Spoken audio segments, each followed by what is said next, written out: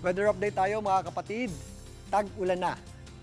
Yan ang inanunsyo ng Pag-asa kanina. Naunang nagsimula ang habagat itong nakaraang Sabado. At dahil napuna na ang sapat na dami ng ulan na ating natatanggap nitong mga nakaraang araw at pumasok na ito sa kriteria ng Pag-asa, opisyal na nga pong nagsimula ang panahon ng tag-ulan. Kasabay pa din yan ang patuloy na pag-iral ng habagat o yung ating southwest monsoon na nagpapaulan sa kanlurang bahagi ng ating bansa. Samantalang, ito nga ang binabantayan nating low pressure area sa labas ng ating Philippine Area of Responsibility sa may West Philippine Sea ay tumaas ang tsansang maging isang ganap na bagyo.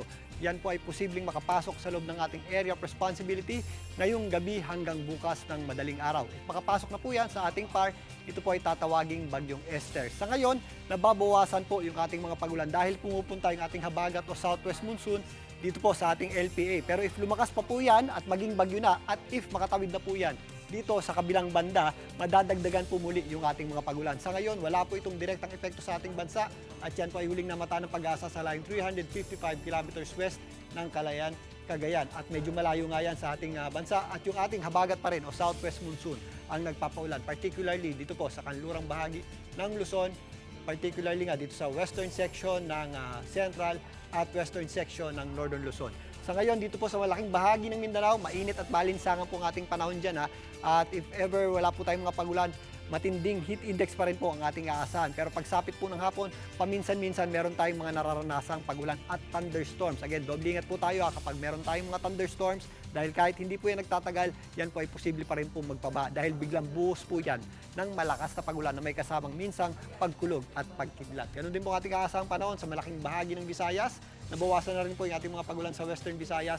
Pero po dito sa Palawan, possible pa rin po yung ating mga kalat-kalat na pagulan at mga thunderstorms dahil sa epekto ng habagat o southwest monsoon. Sa Luzon naman, yung ating concentration ng mas madalas na pagulan dulot ng ating habagat ay nandito po sa itaas na bahagi nito dahil pumupunta nga po yung ating habagat dito po sa ating binabantayang low pressure area.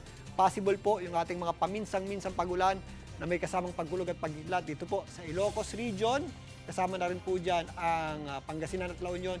Mataas din po ang ating tsansa ng pagulan dito po sa mga areas ng Zambales at Bataan. Samantalang ang mga kabundukan sa Cordillera, kasama na rin po dyan ang Benguet at Baguio City, ang natitirang bahagi ng Central Luzon, maging ang Metro Manila, kasama na rin po dyan ang Cavite at Batangas. Maula pa rin po ang ating panahon at anumang oras sa maghapon, possible po yung ating mga kalat-kalat na pagulan at mga thunderstorms. At pagtawid nga nitong ating tatawaging Bagyong Esther, dito po sa may eastern section ng ating bansa, muli pong madadagdagan yung ating pagulan dulot ng ating habagat o southwest monsoon. Kaya hindi pa po natin inaasahang humina yung ating habagat, magpapatuloy pa po yan sa mga susunod na araw. At bukas nga, sa mga papasok ng opisina at trabaho, huwag po natin kalimutan ang pagdadala ng payong o anumang pananggalang sa ulan.